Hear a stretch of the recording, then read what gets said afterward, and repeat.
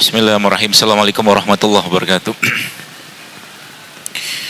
Alhamdulillah, terus menerus kita memuji Allah Subhanahu wa taala, Zat yang Maha Esa, Rabb kita yang Maha Penyayang, Rabb kita yang hari ini memberikan kesempatan kita untuk hidup kembali atas buminya ini. Rabb kita yang Maha Penyayang, yang dengan kemahamurahannya dia menciptakan matahari pagi tadi, sehingga dari matahari tersebut kita bisa merasakan glukosa, oksigen, dan alam semesta bertasbih kepadanya. Rabb yang Maha Penyayang yang hari ini memberikan kesempatan kepada jantung Anda, jantung saya berdetak, berdenyut tanpa kita kendalikan. Rabb yang hari ini memberikan kesempatan untuk mata kita masih bisa berkedip, melihat tanda-tanda kebesaran di segenap penjuru langit dan bumi, dan pada diri kita sendiri. Rabb yang hari ini memberikan kesempatan kepada kita semua untuk menjadikan darah kita saat ini berjalan, mengalir tanpa kita perintahkan. Rabb yang hari ini berkehendak kita hadir ke sini. Kalau kita berpikir kita hadir ke sini karena kita punya kendaraan, kita punya mobil, kita punya kaki, kita punya mata, saya katakan wallahi, karena Allah yang berkehendak kita hadir ke sini. Kalau Allah tidak berkehendak, maka semuanya pasti tidak akan terjadi. Maka Bapak Ibu sekalian, alhamdulillah sebuah kata yang luar biasa, yang di situ kita merasakan begitu besar rahmat kasih sayang Allah kepada kita semua.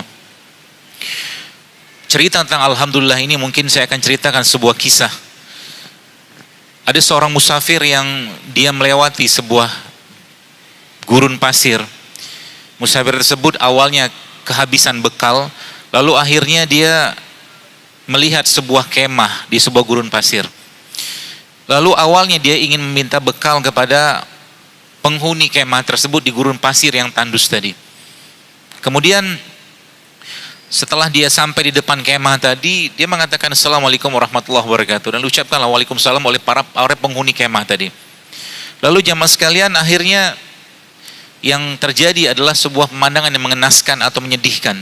Karena di dalam kemah tersebut ada seorang yang sudah tua, matanya buta, kakinya buntung, tangannya buntung. Lalu yang menariknya, orang tua tadi mengatakan alhamdulillah, dia bilang setelah dia mengucapkan atau membalas salam, dia mengucapkan alhamdulillah, segala puji bagi Allah yang hari ini memberikan nikmat yang begitu besar kepada saya. Kata orang tua dalam tenda tadi. Si musafir tadi bingung. Kenapa dia bingung? Dia bertanya pada dirinya, ini apa yang mau disyukurin? Mata nggak ada, tangan nggak ada, kaki nggak ada. Dan orang tua tadi jamaah sekalian tergeletak di padang pasir dalam keadaan seperti itu, bisa kita bayangkan. Lalu akhirnya si musafir tadi bertanya kepada orang tua tadi, dia katakan, wahai orang tua, wahai syekh, dia bilang, apa yang kau syukuri? Ya, kenapa sampai engkau bisa mengucapkan alhamdulillah dan begitu banyak nikmat dari Allah kepadamu hari ini? Yang menariknya ternyata Masya Allah, jamaah sekalian, akhirnya dia mengatakan pada Musa, diamlah kau wahai anak muda, katanya. Diamlah engkau wahai anak muda. Dia katakan, saya bisa mengucapkan alhamdulillah saja, kata dia, sudah merupakan nikmat dari Allah, kata orang tua tadi. Lalu akhirnya sang musafir tadi bertanya kepada dia, baik, awal dia minta bantuan, dia pengen mendapatkan bantuan bekal, tapi ngelihat kondisi orang tua seperti itu, justru malah dia menawarkan bantuan. Ya orang tua, wahai syekh, wahai orang tua, apa yang saya bisa tolong untuk anda? Lalu orang tua tadi mengatakan pada sang musafir tadi, saya punya anak, dia bilang, saya punya anak yang hidup bersama saya di sini, dan subhanallah 3 hari ini saya tidak melihat dia di sini, kata orang tua tersebut. Tolong kau cari di luar sana. Kalau kau temukan di sana ada orang, itu anak saya, karena nggak ada orang tinggal di sini kecuali saya dan anak saya.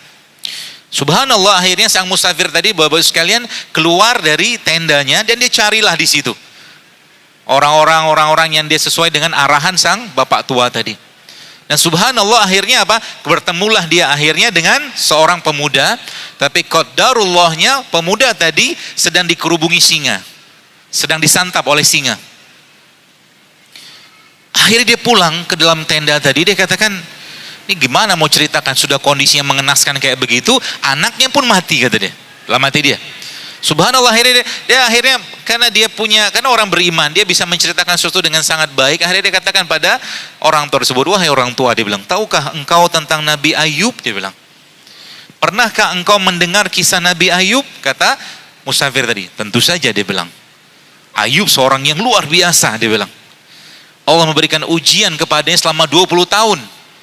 Bapak Ibu sekalian, kalau Bapak Ibu pernah mendengar kisah Nabi Ayub ini, mungkin kita malu untuk mengeluh. Karena hari pertama Nabi Ayub diberikan penyakit oleh Allah. Hari kedua, kurang lebih seperti itu, anaknya 12 mati semua. Hari ketiga, semua hartanya dimakan hama. 3 hari berturut-turut, dan hari ke-18 atau tahun ke-18-nya, istri Nabi Ayub bertanya atau mengatakan pada suami, tolonglah, engkau kan Nabiullah, engkau kan Nabi Allah, minta sama Allah agar disembuhkan sakit ini. Tapi Nabi Ayub katakan, coba kita hitung antara waktu kita mendapatkan nikmat dengan sakit ini. Ternyata lebih surplus waktu mereka mendapatkan nikmat dari Allah SWT. Sehingga dia malu menengadahkan tangannya. Akhirnya pada 20 tahun kemudian, barulah Nabi Ayub meminta kepada Allah, ya Allah sembuhkan sakitku. Dan subhanallah, dengan izin Allah, begitu mudah akhirnya Nabi Ayub Bapak sekalian disembuhkan Allah dari mata air yang ada di bawah tempat tidurnya Nabi Ayub. Dan seketika itu Allah berikan semua anaknya bertambah dalam 1 tahun. Beliau dikaruniai keturunan 2 anak, sehingga akhirnya anak Nabi Ayub menjadi 24. Kembali kisah tadi. Lalu akhirnya orang tua tadi mengatakan, tentu saja, dia bilang, saya akan tahu kisah Nabi Ayub seorang yang luar biasa. Kata orang tua tadi, Allah uji dia dengan kesabaran, dengan ujian yang luar biasa, dengan kesabaran yang luar biasa yang Allah anugerahkan kepadanya. Singkat ceritanya, akhirnya si musafir mengatakan, benar, dan saya ingin Anda menjadi bagian dari kecil atau bagian kecil dari kisah Ayub alaihissalam. Kata si musafir tadi, Bapak sekalian, apa maksudmu? Kata orang tua tadi. Akhirnya diceritakanlah semua, dan diceritakan bahwa anaknya sudah mati dimakan singa. Bapak Ibu tahu apa yang dikatakan oleh orang tua ini? Dikatakan, dia mengucapkan kalimat istirja, innalillahi wa inna ilaihi raji'un. Kemudian yang katakan apa? Asyhadu an la ilaha illallah wa anna Muhammad Rasulullah. Seketika itu juga orang tua itu mati. Kisahnya begitu. Ini sang musafir makin bingung. Sudah nggak ada orang di padang pasir, ketemu jasad kayak begini, mau diobatin kayak apa? Mau diurus jenazah, akhirnya berdoa sama Allah, ya Allah tolong bantu ini mengurus jenazah ini. Tak lama kemudian ternyata ada beberapa penunggang kuda yang melewati tempat tersebut, dan dia panggil orang-orang tadi, dan ternyata itu para penunggang kuda dari kerajaan. Dipanggillah dia masuk ke dalam tenda tadi, dikatakan ini ada jenazah sudah mau diurus, kata dia seperti itu. Akhirnya para penunggang kuda tadi, Bapak sekalian, ketika ketemu atau melihat wajah sang orang tua tadi, mereka langsung memeluknya. Dan mereka langsung mencium-ciuminya. Mereka katakan kepada sang musafir, kau belum tahu siapa dia? Siapa dia? Kata musafir, dia Abu Kilabah al-Jurmi. Abu Kilabah al-Jurmi, sahabat terakhirnya Nabi SAW. Sahabat itu orang yang pernah hidup bersama Nabi, mengimani Nabi, ya, dan mati pada saat di zaman Nabi seperti sahabat. Dia melihat, dia harus melihat. Dia nggak tahu, ya. Masya Allah, dia baru tahu begitu luar biasanya tarbiyah dari baginda Nabi SAW kepada Abu Kilabah al-Jurmi tadi, sehingga dia bisa merasakan dahsyatnya kata Alhamdulillah tadi, Bapak sekalian. Saya tidak akan mengajari Anda cara bersyukur, karena kita punya urusan atau mungkin punya cara masing-masing bersyukur, tapi mudah-mudahan cerita tadi mampu membuat kita untuk lebih merasakan begitu besar nikmat yang Allah berikan kepada kita setiap hari. Ya. Malam saja kalau kita mungkin boleh katakan, ruhnya kita diangkat dari jasad kita. Dan Allah kembalikan lagi ruh itu di pagi hari, kalau Allah berkehendak. Ya, seperti itu. Terlalu banyak harus kita syukuri. Dan pastinya semua ini Bapak sekalian tidak lepas dari perjuangan. Ya, seorang manusia yang fisiknya, akhlaknya, nasabnya Allah sempurnakan semua. Itu baginda Nabi SAW. Dan semoga kita semua bisa menteladani beliau. Kalau hidup kita Bapak sekalian dikembalikan kepada bagaimana Nabi menjelaskan atau Nabi mencontohkan kepada kita, pasti aman hidupnya. Waktunya makan, waktunya tidur. Waktunya olahraga. Jangan kebalik, zaman sekarang banyak olahraga malam. Betul? Olahraga malam itu kalau yang Bapak Ibu pernah baca postingannya, justru malah meningkatkan resiko kanker. Baru tahu? Masya Allah kalau baru tahu. Olahraga malam, gak cocok malam untuk olahraga. Kenapa? Waja'alna laila libasa. Dan kami jadikan malam sebagai istirahat. Malam itu waktu istirahat, bukan olahraga. Itu baru satu yang kita langgar. belum yang lain ya. Masya Allah, mudah-mudahan hari ini Allah mudahkan kita belajar bersama. Saya bukan yang paling pintar, tapi mudah-mudahan apa yang saya dapatkan, saya tadaburi selama ini, mudah-mudahan menjadi semangat atau menjadi ilmu untuk Anda semua, sehingga nanti bisa dipraktekkan. Dan alhamdulillah saya juga bersyukur hari ini hadir di tempat ini, silaturahim. Sebenarnya silaturahim itu tidak tepat katanya. Silaturahim itu kita menjalin ya hubungan dengan orang yang satu rahim, satu keluarga. Itu silaturahim. Ya, jadi kalau saya ketemu adik saya itu silaturahim. Karena satu hubungan darah. Saya ketemu kakak saya itu silaturahim. Tapi kalau kita yang tidak ada hubungan darah namanya ukhuwah, ziarah. Silaturahim itu menyambung rahim, menyambung darah. Nah, gitu loh. Tapi karena sudah bahasanya sudah jadi seperti itu nggak apa-apalah. Tapi jadi kalau Anda mengunjungi teman itu namanya bukan silaturahim kalau tidak ada hubungan darah. Namanya apa? Ziarah. Ya, seperti itu. Ya. Mudah-mudahan itu sebuah informasi baru ya. Sehingga nanti kalau saya mengunjungi mungkin Pak Konjen di sini, Pak Heru, namanya bukan silaturahim tapi ziarah, dan itu bagian dari ukhuwah Islamiyah. Termasuk hari ini. Tapi tidak apa-apa kita pakai silaturahim aja lah. Salah dikit nggak apa-apa, nggak keluarin dari kelas. Baik Ibu sekalian, saya bersyukur dan senang sekali hari ini berada di tempat ini, dan mudah-mudahan lagi-lagi menjadi keberkahan ya. Rezeki juga dari Allah Subhanahu wa taala, karena datang ke majelis ilmu itu banyak sekali faedahnya. Saat ini pun kalau boleh saya katakan ya, malaikat menaungi kita dengan sayap-sayapnya. Doa orang yang datang ke majelis ilmu itu mustajab. Jadi lagi kayak begini nih, banyak-banyak doa juga minta sama Allah, karena malaikat langsung mengaminkan. Yang belum jodoh nanti atau belum ketemu jodohnya, mudah-mudahan dapat jodohnya. Ya, yang belum punya keturunan, ya mudah-mudahan dimudahkan keturunannya, seperti itu.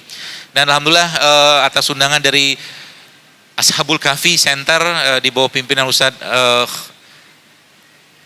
jadi lupa Khalidin grogi Ustadz ya, dan Bapak Aulia, Masya Allah saya bisa kesini dengan persiapannya saya nggak terlalu lama ya, dan alhamdulillah tadi malam juga sempat berziarah, berukhuwah ria dengan Bapak Konjen RI Pak Heru. Masya Allah, jazakumullah khair atas sambutan yang luar biasa ramah di sini, dan senang sekali saya merasakan semangat Islam yang luar biasa di sini.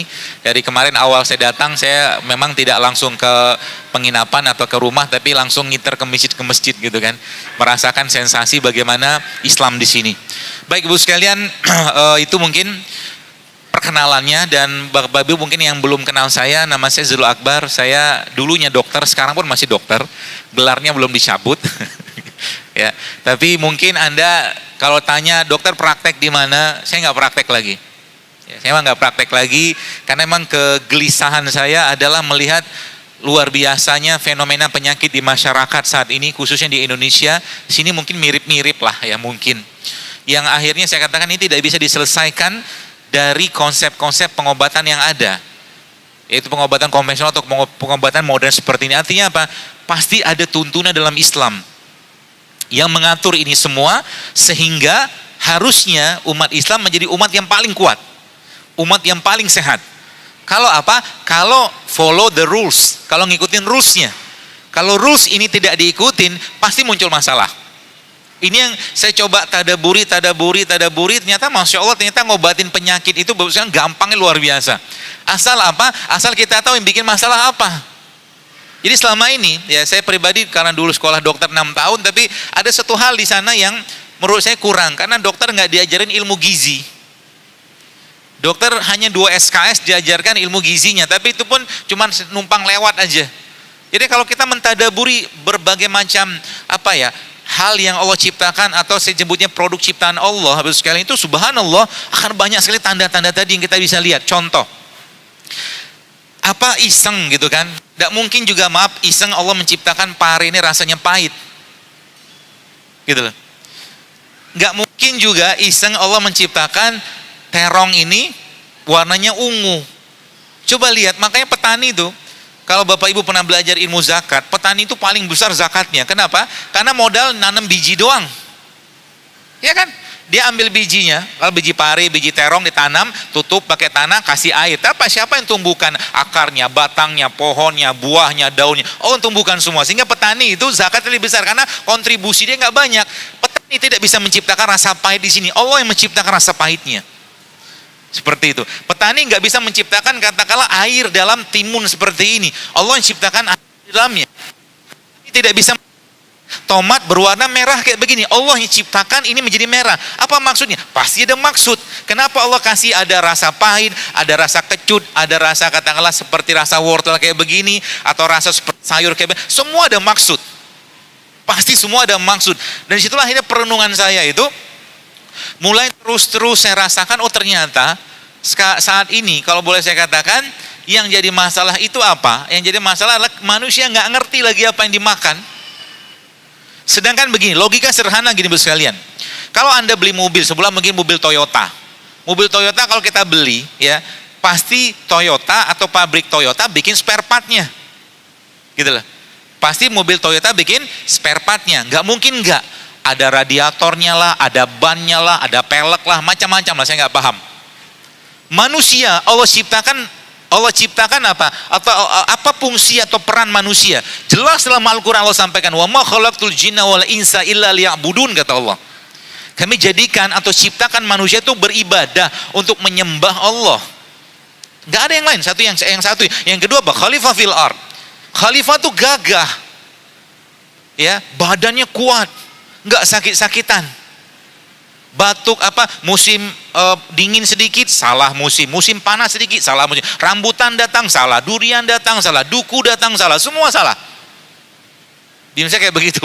Jadi rambutan disalahkan, jangan makan rambutan nanti batuk pilek. Salah siapa? Nggak ada salah rambutan. Hujan datang, anak-anak malah nggak disuruh mandi hujan. Justru malah Nabi SAW ketika musim hujan atau mungkin datang hujan, beliau membuka penutup kepala beliau. Dibuka semua, boleh katakan ini rahmat dari Allah yang baru saja turun dari langit. Makanya sebenarnya kalau Anda ada kesempatan hujan-hujanan, jangan pakai payung. Jangan pakai payung. Justru malah bagusnya begini. Saya punya teman, beliau ini seorang ustadz juga lah di daerah Pekanbaru. Beliau ngobatin pasien-pasien yang kena schizofren, ya, gila atau narkoba seperti. Salah satu terapinya lah mandi hujan. Salah satu terapinya mandi hujan. Kalau kita baca dalam Al-Quran, di situ Allah katakan apa? Hujan itu rahmat. Dia menghilangkan kesedihan. Dia menghilangkan kegalauan. Itu baru satu saja. Ya seperti. Jadi kalau lagi hujan, mandi hujan aja. Tensinya bisa turun. Kena dingin kan? Itu baru satu. Nah kita akan bahas. Dan ternyata ngobatin penyakit itu gampang.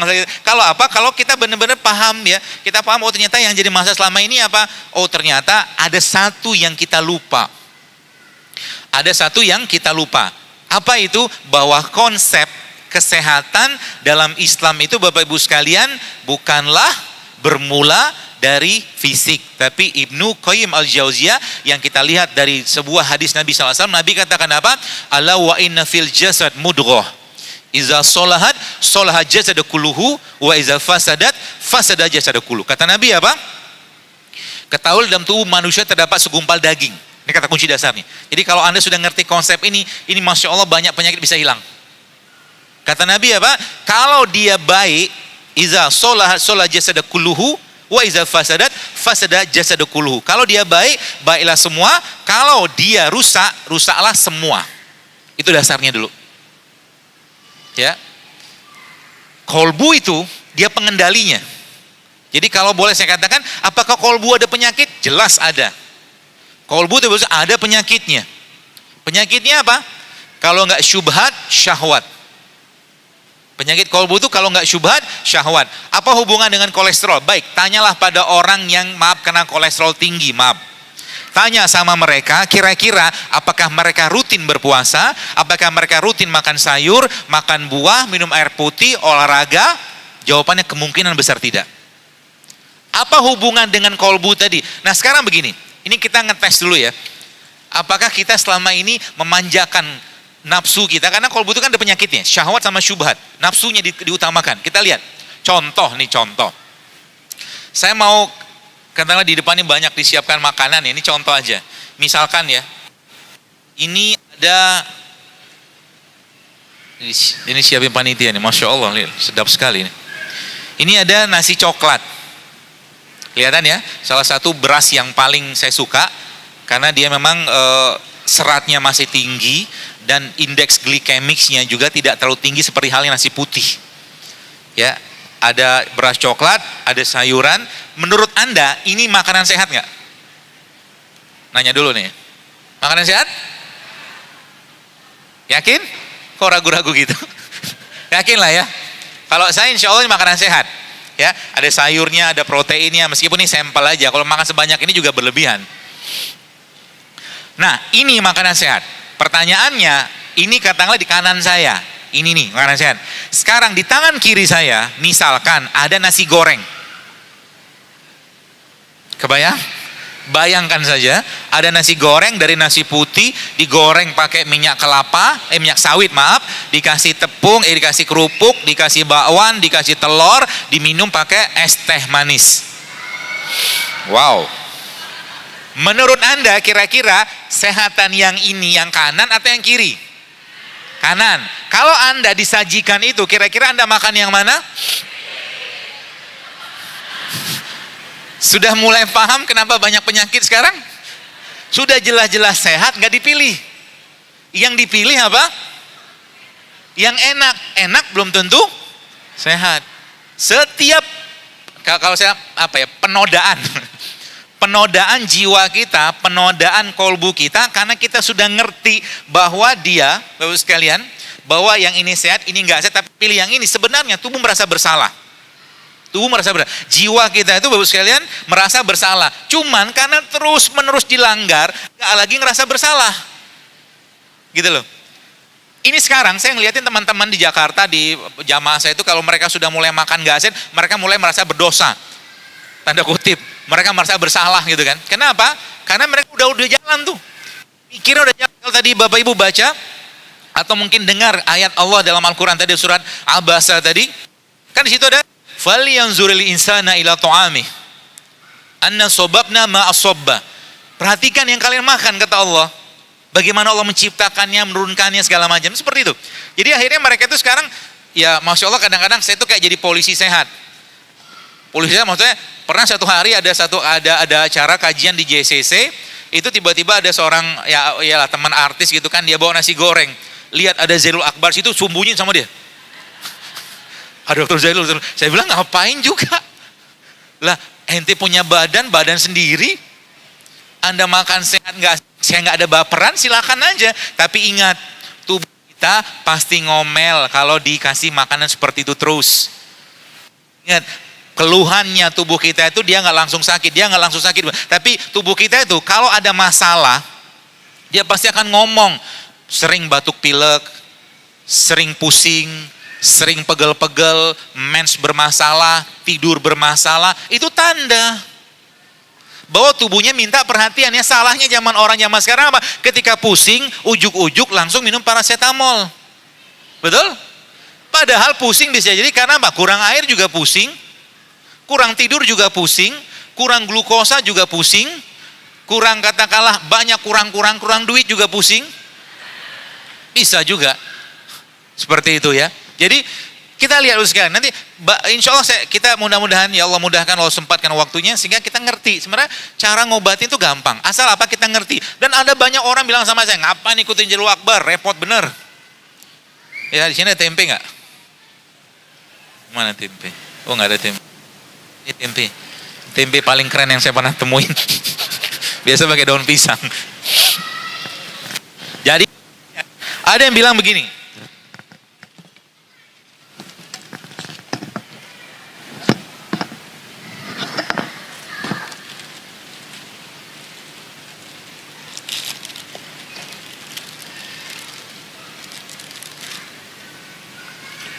ya, ngapain repot banget ikut Zailul Akbar? Dia bilang gitu.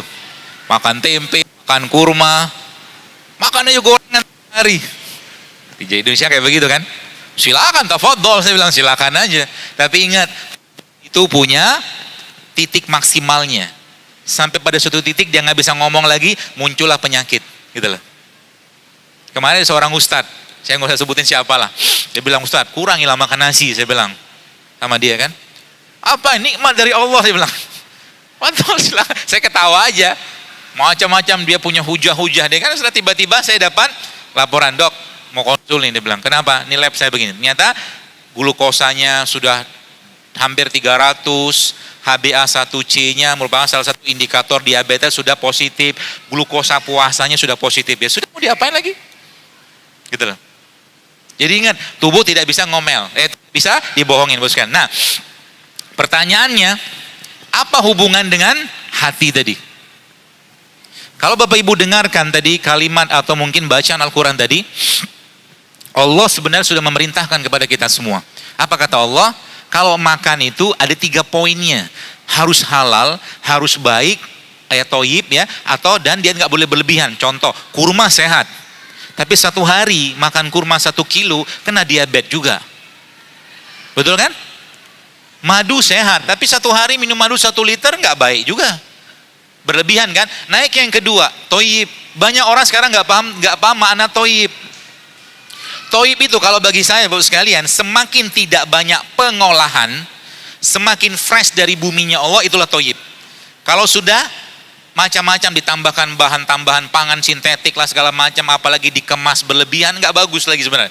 Jadi kalau contohnya begini ya, kalau Anda misalkan minum atau makan minum air kelapa kayak begini, kapan waktu terbaik minum air kelapa?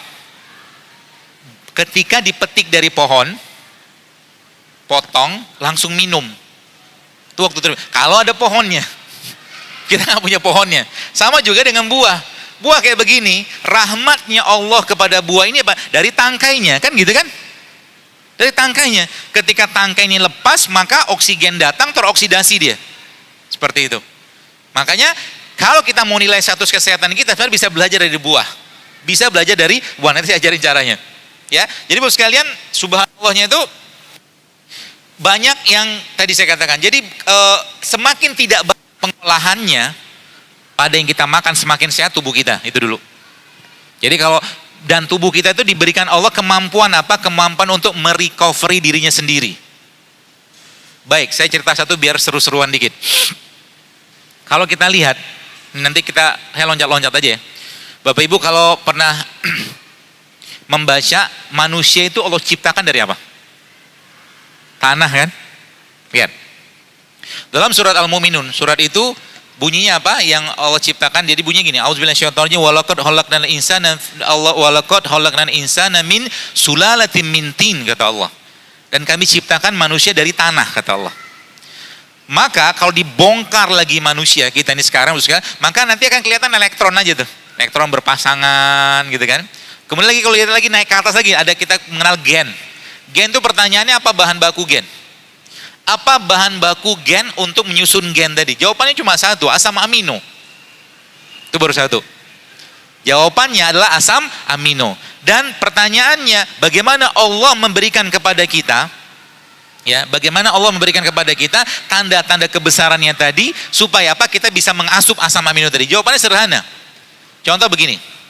Kalau Bapak Ibu, misalkan kita semua diperintah Allah, wahai hambaku, makanlah sayur ini, atau sayur ini, misalkan, atau daun-daun, 3 daun, 1, 2, 3. Repot kita. Ya. Terus bagaimana kita bisa mengkonsumsi daun ini lebih baik, atau mungkin tanpa mengkonsumsi daunnya kita mendapatkan, jadi isi daun ini apa? Ya sama amino kan? Baik, bagaimana caranya? Allah katakan dalam surat An-Nahl, Allah katakan apa? Kami wahyukan. Lihat kata Allah. Dan kalau kita lihat situ kata Allah situ apa? Jadi ada satu tentaranya Allah yang bertugas untuk, jadi kalau Bapak Ibu lihat misalkan pohon, ini pohon. Ada akarnya, ada tanahnya di sini. Ada tanah di sini, ada akarnya, ada batangnya, ada daunnya, ada buahnya. Pohon ini menyerap isi tanah. Naik ke atas berupa batang, dari batang dipompa-pompa tadi, kemudian menjadi daun dan akhirnya berbuah, menjadi buah. Jadi isi dari pohon itu ada di kuncupnya. Isi dari pohon itu, isi dari tanah itu ada pada apa? Ada buahnya. Maka Allah perintahkan tentaranya menyedot isi tanah ya di kuncupnya tadi. Tentara itu namanya apa? Lebah. Bukan madu, madu produknya. Tentara tadi namanya lebah. Dia mengisap. Jadi isi madu itu apa? Madu itu isinya apa? Orang tahu cuma glukosa, tapi madu itu isinya asam amino. Coba baca penelitiannya. Itu sebabnya Nabi sampai memberikan janjinya kepada kita. Kata Nabi apa? Asyifa'u fi salasatin, syarbatil asal wa syartahtil mihjam wa kaitinar. Kesifa itu, kesembuhan itu ada 3 kata Nabi. Yang pertama apa? Minum madu. Yang kedua berbekam, yang ketiga K. Jadi dalam madu itu ada janjinya Allah. Kenapa? Asam amino di sini. Baru 1 kan? Subhanallah, kan kita lihat tanda-tanda jelas sekali. Nah, sekarang kita lihat lagi. Terlindungi nggak dengan baik madu tadi? Terlindungi, lebah, jaga dia baik-baik. Penjagaan yang sangat ketat. Jangan main-main kalau mau ngerusak dia. Ya, itu asam amino. Kita lihat lagi bos sekalian. Masya Allah, akhirnya apa? Saya mencoba mentadaburi. Ini biasa gitu tanda-tanda ini. Sehingga apa? Setiap sesuatu yang Allah lindungi dengan baik, bos sekalian, biasanya isinya penting.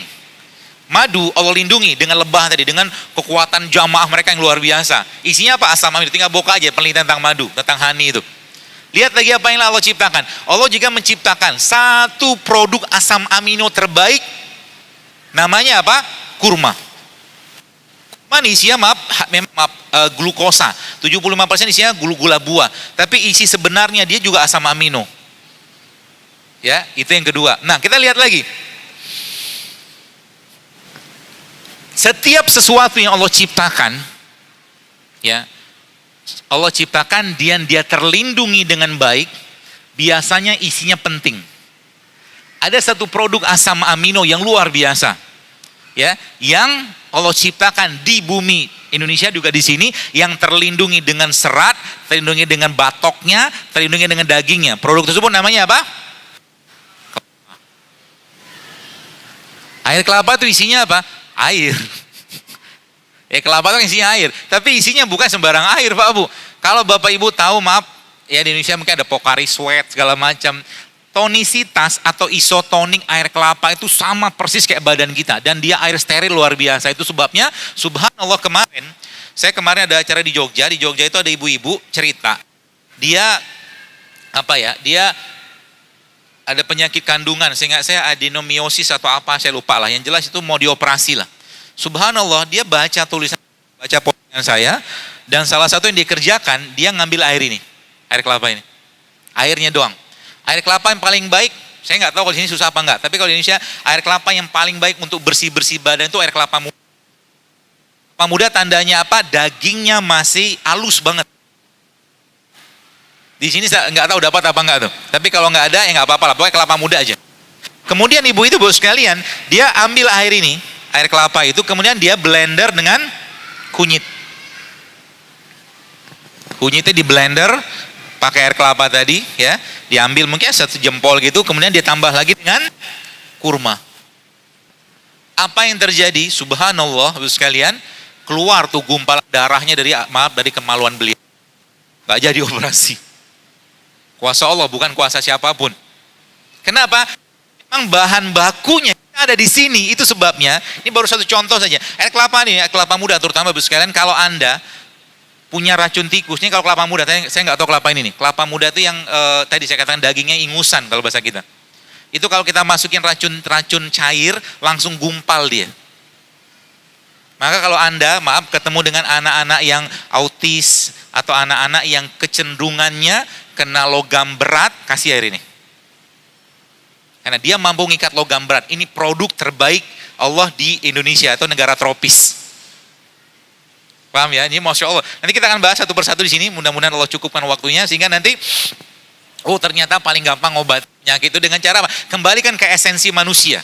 Jadi mulai sekarang, Bapak sekalian, kalau saya mau tanya atau mungkin saya minta komitmen dulu nih, Bapak Ibu mau sehat? Mau hidup sehat? Mulainya kapan? Sekarang ya. Untuk siapa? Nah itu dia. Ini perlu dijelaskan. Jadi gini. Allah Subhanahu wa taala menciptakan kita dalam surat At-Tin, ya, saya katakan, kita dengar tuh. Walaqad khalaqnal insana fi ahsani taqwim, kata Allah, kami ciptakan manusia itu sempurna. Maka coba mulai berpikir. Mikirnya itu apa? Saya tidak mau matinya saya atau akhir kehidupan saya nyusahin banyak orang gitu loh. Ya, saya tidak mau akhir kehidupan saya nyusahin keluarga dengan penyakit yang saya bisa cegah dari sekarang. Saya ingin mengembalikan jasad ini kepada Allah dalam keadaan yang sempurna atau baik juga sebagaimana Dia menciptakan saya di awal dalam keadaan yang baik. Itu niat awal. Sehingga sering saya sampaikan di kajian saya, hidup sehat itu bukan lifestyle. Bukan. Tapi bagi kita seorang mukmin, Bapak sekalian, hidup sehat itu adalah bagian dari ketaatan kita, bagian dari rasa syukur kita, bagian dari rasa kebahagiaan kita atas nikmat badan. Itu poin pentingnya. Sehingga nanti apa? Kalau diniatkan semua kembali pada Allah, maka minum kunyit dapat pahala, makan kurma dapat pahala, makan ini dapat, semua dapat pahala. Kenapa? Niatkan. Jadi kalau cuma ngandalin lifestyle doang, terlalu sempit. Itu poin pentingnya. Ya, jadi lakukan semua karena Allah. Supaya apa? Supaya ibadah lebih. Dan semua ibadah dalam Islam sebagian besar memerlukan fisik yang kuat. Nih, lihat ibu-ibu gitu kan kadang-kadang apa ya? Ada yang maaf dengkulnya sakit, udah keretak-keretak gitu kan? Udah tahu di sini banyak juga kayak gitu. Banyak ya? Obatnya apa itu? Bukan disuntik steroid. Bukan dikasih painkiller. Ilmunya begini Bu, Pak, saya ajarin ya. Jadi kalau Anda lihat, sebenarnya kayak begini nih. Kalau ada kata-kata, I'm a big bone, keliru total. Jadi tubuh kita itu, ya, atau mungkin tulang kita itu segitu-gitu aja nggak bisa gede. Ya, jadi tulang kita itu nggak bisa gede, badannya gede, tulang segitu-gitu aja. Jadi kalau misalkan dengkulnya sakit, ankle-nya sakit, ininya sakit, segala macam, bukan dikasih painkiller, tapi apa? Turunin berat badan. Paham maksudnya? Lihat gambar di depan itu kelihatan nggak tuh? Yang sebelah sana, kirinya dipasang. Tulangnya segitu-gitu aja, ya, gitu. Nggak kelihatan, gambar tulang kelihatan kan, dengan orang yang maaf dengan obesitas pun sama, tulangnya segitu aja, nggak gede tulangnya, gitu loh.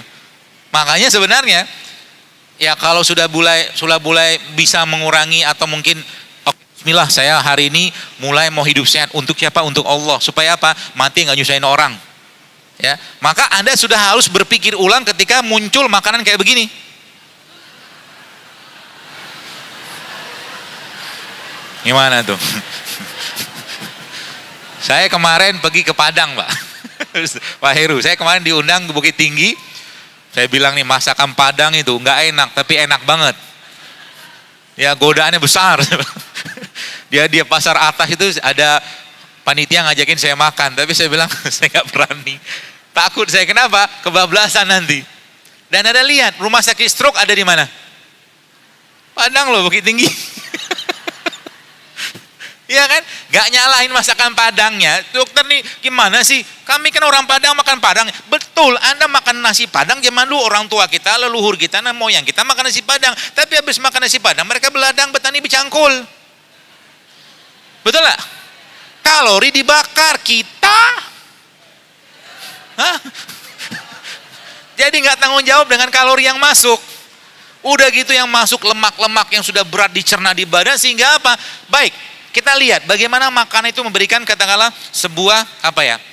Makanan itu ngasih sign. Saya tanya di sini. Siapa di sini yang habis makan ngantuk? Nggak usah dibuka aibnya lah, banyak lah pokoknya. Ya, banyak begitu kan. Kenapa? Kan logikanya begini. Kita sekarang kita kan butuh tenaga. Anda makan, ini katakanlah produk makanan dari Allah, makan harusnya berenergi. Ini habis makan kok malah makin ngantuk? Berarti apa? Besar kemungkinan yang dimakan itu nggak bisa diolah, dicerna. Sehingga apa? Kembali ke ayat tadi. Kalau tubuh nggak bisa mencerna apapun, dia minta rehat. Itu sebabnya Anda makan satu piring rujak sama satu piring nasi Padang, beda reaksi. Betul lah? Kenapa? Rujak masih mineral segala macam. Nasi Padang sudah penuh dengan rasa yang membahagiakan kan gitu. Silakan makan. Saya kemarin di Padang, saya kata, Bapak silakan makan, tapi tanggung jawab bakar, saya bilang. Kalau nggak tanggung jawab bakar, apa yang terjadi? Lihat apa yang terjadi. Kalau tubuh bagi laki-laki yang terlalu tinggi lemaknya, terutama trans fat, testosteron dia akan turun.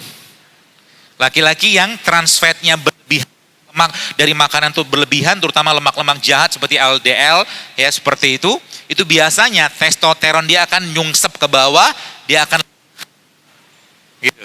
Perempuan ya yang luar biasa, apalagi makanan-makanan seperti ini, lihat ngeri loh makanan kayak begini nih. Ini gambar laki-laki bukan perempuan, maaf. Ya, itu gambar laki-laki yang sudah terlebihan hormon estrogen.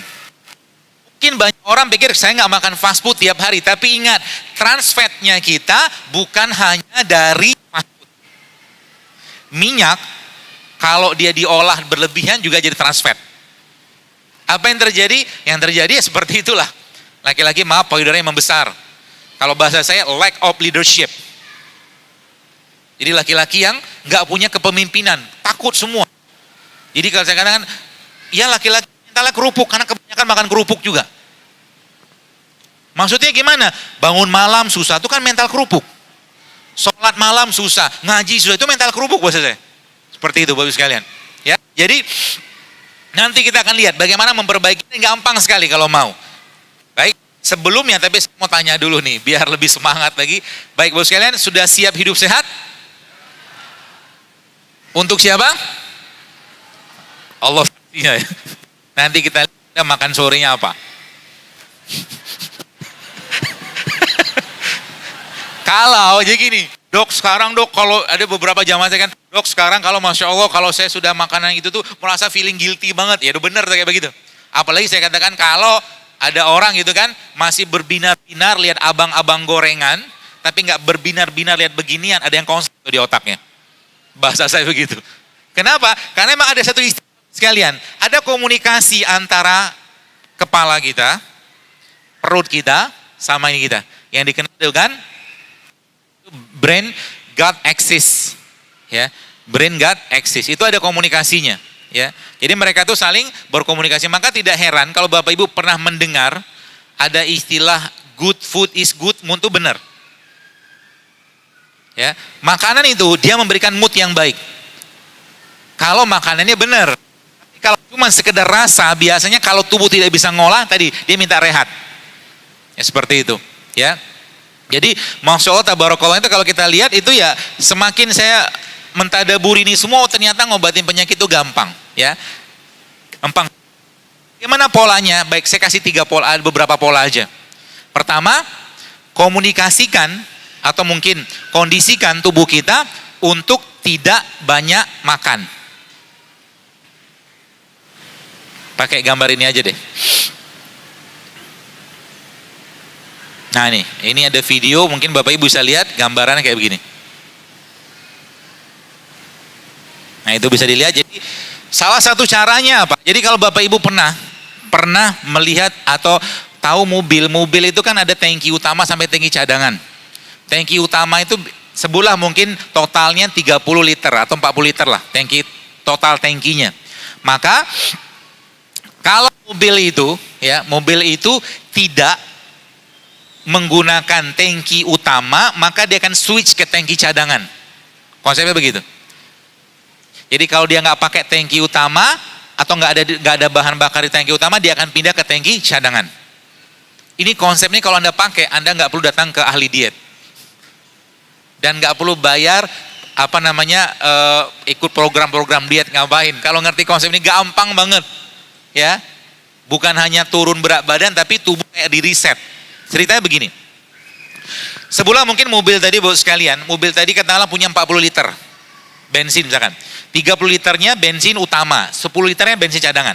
Nah pertanyaannya, bagaimana caranya kita bisa pakai tangki cadangan? Kalau misalkan Anda jalan dari Jakarta Bandung, ya. Supaya tangki cadangannya dipakai, apa yang harus Anda kerjakan? Jangan isi di tangki utama, jangan berhenti di rest area. Jangan berhenti di rest area. Kalau rest area kita nggak berhenti, maka nggak ada bensin masuk, otomatis mobil akan mengubah energinya ke tangki cadangan. Apa yang saya maksud dengan tangki utama, tangki cadangan? Ini tangki utama nih. Gulanya tangki utama. Gula kalau dia nggak dipakai oleh tubuh kita, maka dia akan ditransform menjadi lemak. Paham ya? Gula. Kenapa orang kencing manis atau diabetes nggak boleh makan gula pasir atau nggak boleh makan nasi putih? Karena gulanya tinggi banget. Sebab apa? Kalau gula numpuk di badan, otomatis dia akan diubah menjadi lemak. Itu konsepnya. Maka itu sebabnya protokol sederhananya kalau Bapak Ibu mau sehat, sebenarnya hindari gula dulu ya. Dalam segala bentuk gula dan lemak hindari dulu. Pertama apa? Nasi putih hindari. Yang kedua apa? Gula pasir hindari. Yang ketiga apa? Tepung hindari. Kecuali tepung-tepung yang apa tuh namanya biji gandum utuh, kayak kalau Nabi punya namanya talbina. Yang keempat apa? Sumber lemaknya yaitu apa? Minyak gorengnya. Karena minyak goreng ibu kita zaman dulu, zaman sekarang udah beda. Zaman dulu minyak gorengnya pakai minyak kelapa. Sekarang minyak sawit. Minyak kelapa sama sawit beda lemaknya, Pak. 4 hal itu dikerjakan itu gampang banget turun berat badan. Dan bagaimana caranya? Sama kayak yang tadi, ya. Cara paling sederhana ini, Bapak sekalian. Ya, kalau kita lihat dalam Islam, sebenarnya Islam itu agama yang sangat mudah. Ya, agama yang sangat mudah dan sangat junjung tinggi kesehatan. Ada 30 hari Syawal. Kalau kita lihat begini, Bapak Ibu perhatikan baik-baik ini. Itu Masya Allah ya. Saya waktu melihat mentadaburi ini itu, yuk, Masya Allah luar biasa. Ternyata ini dia. Jadi Bapak sekalian, tubuh kita itu ada satu program, ada satu kegiatan yang namanya apoptosis. Ya, apoptosis. Jadi apoptosis itu adalah tubuh itu bunuh diri. Diri bunuh diri terprogram. Berapa lama jangka waktunya? Rata-rata 11-14 hari. Lalu coba mengambil tengahnya. Mencoba hitung-hitung ala saya. Jadi kalau diambil angka tengahnya 12, maka ketemu 365 dibagi 12, maka Bapak Ibu akan dapat angka berapa? 30. Jadi muslim tidak muslim dia setahun dia wajib 30 hari nggak makan, kayak kita puasa Ramadan.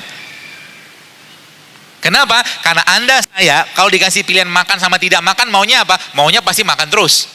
Supaya nggak makan terus, kenapa? Kenapa nggak boleh makan terus? Karena kolbu kita tadi bisa lemah, iman kita bisa lemah dengan terlalu banyak kan. Tanda orang banyak makan apa? Ya gemuk kan. Ya tanda banyak makan ya gemuk, apalagi gitu loh. Nggak apa-apa yang gemuk-gemuk, mudah-mudahan jadi semangat untuk ngurusin. Jadi sekalian, karena 30 hari ya dikasih tuh 12 bulan atau 11 bulan makan terus diwajibkan. Maka lihat ayat Al-Quran apa yang menjelaskan tentang puasa. Ya ayyuhallazina amanu kutiba alaikumusiyam kama kutiba alal ladzina min qablikum. Sebelum kalian sudah ada syariatnya berpuasa. Nabi dan Rasul ketika mereka datang bawa syariat Nabi sebelumnya dihapuskan. Tapi syariat puasa sejak zaman Nabi Adam sudah ada. Lihat lagi ada protokol berikutnya. Kenapa Ramadan tidak memberikan efek yang luar biasa ke badan kita? Kenapa? Karena makanan waktu Ramadan tidak jauh beda dengan 11 bulan yang lain. Itu sebabnya di Indonesia inflasi paling tinggi kapan? Ramadan. Kenapa? Tetap setan dibelenggu, tapi setan yang lain juga banyak tuh. Sehingga apa? Sibuk makan, sibuk buka pakai apa? Sibuk sahur pakai apa? Sibuk bukber pakai apa? Tapi Al-Quran 1 juz pun nggak terbaca. Sedangkan Ramadan bukan bulan banyak makan, tapi bulan banyak ibadah. Banyak ini ibadah Ramadan. 30 hari selesai itu. Sehingga apa? Lihat, kenapa Nabi menyuruh kita memakan kurma waktu berbuka puasa? Karena asam amino kan. Kita butuh bahan baku. Kita bahan tangki utama kita isi dulu tuh. Gitu loh. Lalu 30 hari selesai, masuk lagi ke 6 hari Syawal. 6 hari Syawal masuk, lalu naik lagi 2 kali 4 ada 8. Senin Kamis. Naik lagi ada 3 kali sebulan Ayyamul Bid. Belum lagi puasa sunnah, puasa segala banyak sekali kan, apalagi puasa Daud. Apa yang terjadi? Ya wajar kalau seandainya kita ngikutin protokol ini. Di zaman sekarang saya baca buku itu judulnya Longevity Solution. Itu 2 dokter Amerika, justru malah mereka terapkan semua bentuk-bentuk puasa Islam. Kenapa? Karena kita mau mengakses apa yang kita mau akses, tangki cadangan. Tangki cadangan baru bisa kita akses Bapak sekalian kalau apa? Kalau kita menggunakan atau mungkin kalau tidak ada asupan dari apa? Dari tangki utama. Itu sebabnya bagi Bapak Ibu yang maaf, Anda yang sudah mungkin ya saya tidak tahu, tapi kalau sudah berlimpah dengan penyakit atau sudah terlalu banyak obat-obatan Anda makan, ada satu konsep yang Bapak Ibu bisa pakai. Ya. Apa itu konsepnya? Kita nyebutnya ini piramid tertinggi dari detoksifikasi puasa. Dalam 24 jam itu misalnya Anda lihat yang paling atas itu ada tulisannya apa itu? Water fasting. Jadi water fasting itu adalah satu bentuk detoksifikasi, jadi selama 24 jam itu Anda tidak makan apa-apa kecuali minum. Apa yang terjadi? Karena tangki cadangan tidak tangki utama nggak dimasukin, tangki cadangan yang ada, maka tubuh akan menjadikan lemak sebagai bahan bakar. Kalau bahan bakar sudah dipakai tubuh kita dengan menggunakan lemak, apa yang terjadi? Semua tubuh kita akan di-reset.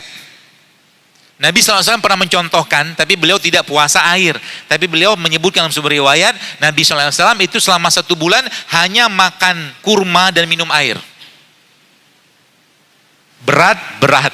Tapi kalau dikerjakan, laki-laki yang 24 jam, saya pernah ngerjakan sampai 22 jam. Pola lain namanya intermittent fasting. Jadi selama 20 jam itu kan, kita misalkan puasa nih, Bapak Ibu sekarang misalkan puasa misalkan, saya pakai jam Indonesia bergampang aja. Misalkan sahurnya jam 4, kemudian nanti besok harinya atau hari tersebut kita berbukanya jam 6, kan 14 jam tuh. Nah, kalau Anda mau mengakses tangki cadangannya, apa yang harus Anda kerjakan? Prolongkan puasanya. Berapa lama? Bisa 16 jam, bisa 18 jam, bisa 24 jam, bahkan si dokter itu mengatakan itu mereka mengobati orang-orang yang kena diabetes itu sampai 48 jam puasanya. Tapi caranya gimana? Jangan nggak makan ya, tapi tetap minum. Minumnya apa? Minum yang menekan rasa lapar, yaitu apa? Air putih, kopi pahit, teh hijau, atau kayu manis. Paling gampang air putih. Apa yang terjadi? Yang terjadi Bu sekalian, ini yang terjadi.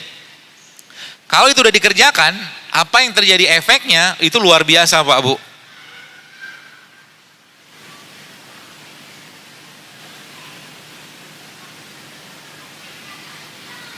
Yang terjadi adalah yang pertama, body fat pasti akan turun.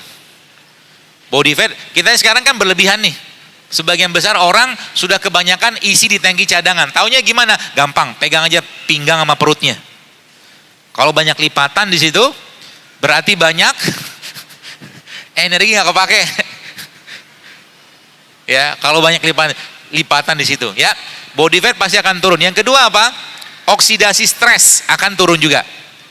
Dia akan menurunkan stres oksidasi. Yang kedua apa? Yang ketiga apa? Dia akan memperbaiki fungsi hormon. Nah, yang luar biasa lagi bosnya apa? Yang luar biasa lagi ada situ kata-kata autofagi.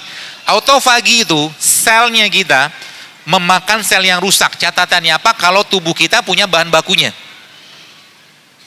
Kalau tubuh kita punya bahan bakunya dan tubuh kita dikondisikan untuk berpuasa. Kemudian apa lagi Ibu sekalian? Insulin, sensitivitas insulin itu meningkat. Ya, sensitivitas insulin itu akan meningkat sehingga apa? Pankreasnya akan baik, gula darah akan diperbaiki sama dia. Ya, yang keempat apa? Yang kelima apa? Itu apoptosis. Terjadi resetting ulang yang sel bunuh diri tadi, bunuh diri terprogram tadi. Itu hanya bisa didapatkan kalau orang itu melaparkan diri. Itu sebabnya baginda Nabi SAW tidak pernah menganjurkan kita untuk makan sampai kenyang. Karena makan sampai kenyang efeknya apa? Makan sampai kenyang itu bukan efeknya menyebabkan lemah iman. Jadi salah satu yang menyebabkan lemahnya iman seseorang itu adalah makan berlebihan. Ya, jadi jangan makan mulai sekarang, jangan makan untuk selera, jangan makan untuk rasa, tapi makan untuk kebutuhan. Itu sebabnya dalam Islam dibagi 3 tuh, sepertiga makanan, sepertiga minum, sepertiga udara. Nah sekarang kita akan bahas bagaimana pola-polanya, ya, supaya Bapak Ibu bisa memperbaiki ini semua. Ya, mudah-mudahan, ya. Jadi Ibu sekalian, tadi saya katakan ada komunikasi, ya, ada komunikasi, antara otak dan perut. Pengendalinya siapa dia? Jadi mereka mengatakan you have 3 brains, dia bilang. Anda punya 3 otak. Otak yang pertama di sini, otak kedua di sini, tapi otak yang ketiga di sini. Yang tadi mungkin saya membahasakan kalau orang-orang ilmuwan barat itu mengatakan heart, jantung. Kalau kita kan jantung. Tapi sebenarnya kalau bahasa kita lebih detail lagi menggunakan bahasa-bahasa agama namanya kolbu. Kolbu itu pengendalinya. Ketika Anda lihat makanan, ketika Anda ngelihat makanan, pikirkan baik-baik makanan tadi. Kalau saya makan ini kira-kira bikin masalah atau tidak ke badan? Kalau saya makan ini bikin sehat atau tidak? Kalau ini sudah bekerja dengan baik, akhirnya akan memerintahkan ini apa? Untuk tidak terlalu selera. Karena mata kita ini kunci semuanya. Kalau Bapak Ibu lihat tadi postingan saya tadi pagi Instagram tadi, kenapa zaman sekarang banyak penyakit degeneratif? Ya orang nggak bisa lagi menahan selera. Gitu loh. Padahal apa? Padahal sederhana. Kalau mampu menahan selera tadi bukan karena apa? Bukan karena rasa, tapi karena kita makan karena butuh, itu oke. Ya seperti itu. Nah sehingga apa? Kata kunci pertama apa? Asup badan kita dengan probiotik. Yang pertama. Karena apa? Mereka berkomunikasi tuh. Semakin bagus isi perut ini dengan bakteri yang baik, maka akan semakin bagus isi ininya. Kepalanya. Jadi kalau mungkin makanan yang baik akan menghasilkan karakter yang baik. Sifat yang baik. Nah, apa bakteri yang paling baik yang ada pada atau di Indonesia mungkin atau di sini juga sama. Bapak Ibu tahu makanan apa yang diklaim sebagai makanan paling sehat di dunia? Pendengar? Makanan Korea, kimchi. Betul kan? Kimchi itu Bapak sekalian diakuin ya oleh apa dunia sebagai salah satu makanan paling sehat. Kenapa? Karena kimchi itu isinya apa? Tahu nggak kimchi itu isinya apa? Bakteri isinya. Kimchi itu kan bakteri. Ya. Jadi isi dari kimchi itu adalah bakteri. Bentar.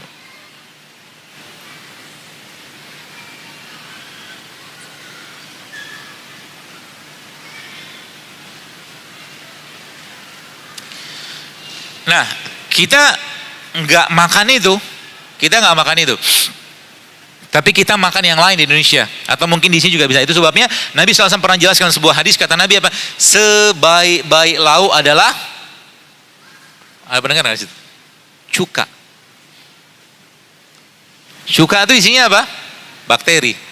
Kalau nggak punya itu, maka kita punya bakteri yang terbaik namanya tempe. Tapi jenis bakteri pada tempe ini, Bu sekalian, dia bukan, setahu saya, bukan jenis bakteri yang tahan panas. Maka sebenarnya makan tempe itu nggak cocok kalau digoreng. Kalau mau dapatkan manfaat optimal dari tempe, maka jangan digoreng. Caranya gimana? Makan begini aja. Emang enak. Oh, saya cobain ya. Dibacem oke lah. Nggak ada anu ya. Ada itu nggak mangkok atau sendok?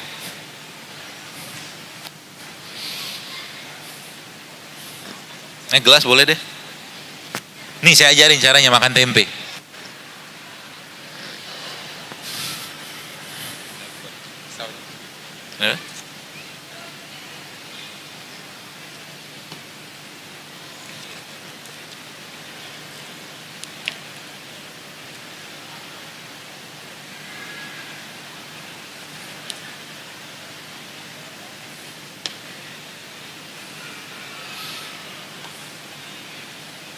Karena tempe isinya tadi apa? Bakteri. Oh ya boleh.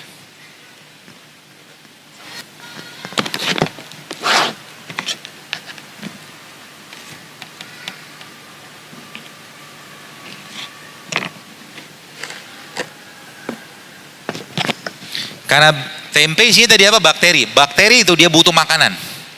Makanan bakteri apa? Namanya prebiotik. Makanan bakteri namanya prebiotik. Prebiotik kita dapatkan dari mana? Salah satu sumber prebiotik paling baik ya madu.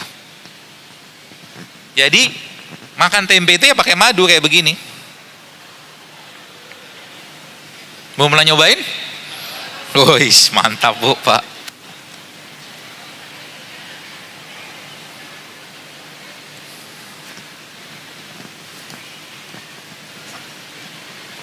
Apa yang terjadi Bu sekalian?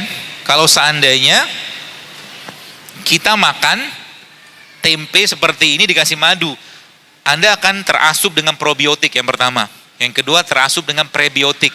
Apa yang tadi berikutnya? Tubuh akan, jadi mood kita akan benar. Salah satunya. Yang kedua apa? 70% imunitas kita. Kau boleh sekarang lagi musim-musim corona kayak begini. Banyaknya dia probiotik dan prebiotiknya. Karena virus juga nggak ada obatnya. 70%, 80% imunitas kita itu letaknya di pencernaan. Artinya apa? Ini bisa jadi solusinya untuk menguatkan imunitas. Dengan cara apa? Makan makanan yang tinggi prebiotik atau probiotiknya. Kan gitu. Saya pengen Pak Konjen nyobain sih, kalau berkenan.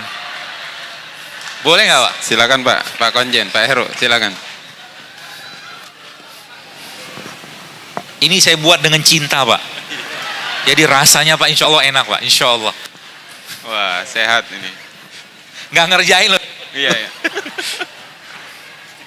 Boleh nyobain, insya Allah. Bismillah.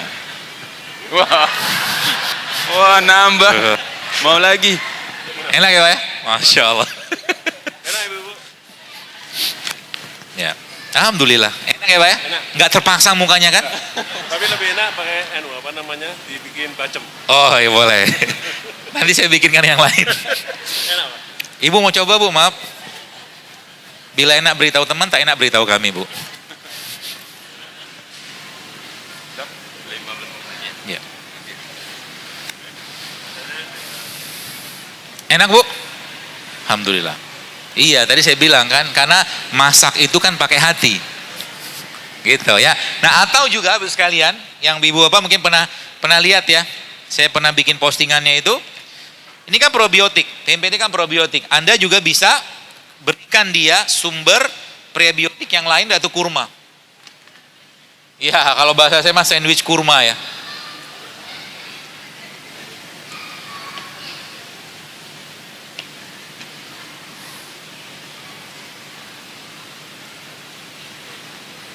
Iya. Seperti ini. Kalau nyobain? Ada yang mau nyobain? Mana Ustadz? Ustadz Khalidin mana? Kabur dia. Pak Aulia aja deh, Pak Aulia. Enak loh ini. Sudah nyobain Bu? Oh udah enak. Atau fotografer kita mau makan? Ustadz aja ya. Ustadz, mohon makan ini Ustadz. Resep. Habis makan komen.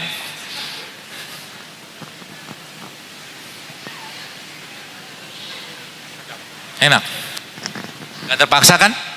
Enak karena diminta sama Ustaz. Ya enggak apa-apa lah. Kita jujur ya. Jujur. Ini yang pertama kali. Betul. Enggak apa-apa Ustaz. Atau lebih gampang lagi buat sekalian, ini tempe Anda blender sama madu atau kurma tadi. Itu akan jadi makanan yang sangat sehat buat pencernaan kita. Ya, kapan Anda bisa kasihkan? Terutama pagi hari atau menjelang tidur. Jadi tidur itu jujur aja, kalau saya sering tanya kapan waktu makan terbaik. Jadi makan terbaik itu kalau bisa sebelum matahari tenggelam jangan makan lagi. Sesudah matahari tenggelam jangan banyak makan. Kalau nggak terpaksa. Kalau emang nggak perlu banget, kenapa? Malam itu kayak kita mau tutup restoran. Kalau restoran mau tutup, Bapak sekalian, apa yang terjadi? Kan harus bersih-bersih tuh. Nah sama, jadi malam itulah waktu kita mensuplai petugas kebersihan ke badan kita dan jangan banyak beban sampah di badan kita. Sehingga apa? Pilihannya apa? Pilihannya pasukan pembersih paling baik kalau saya menganggap apa? Itu rempah sama rimpang. Rempah itu apa? Ini rempah. Rimpang itu apa? Rimpang itu tanaman ciptaan Allah yang akarnya, batangnya ada di bawah tanah. Contoh kunyit, jahe, lengkuas. Itu rimpang. Jadi malam, nih saya kasih tip karena nggak banyak. Jadi malam itu sebelum Anda tidur, saya kasih resep istimewa. Biar pasukan pembersihnya itu kerja luar biasa. Yang pertama apa? Anda nanti ambil jahe.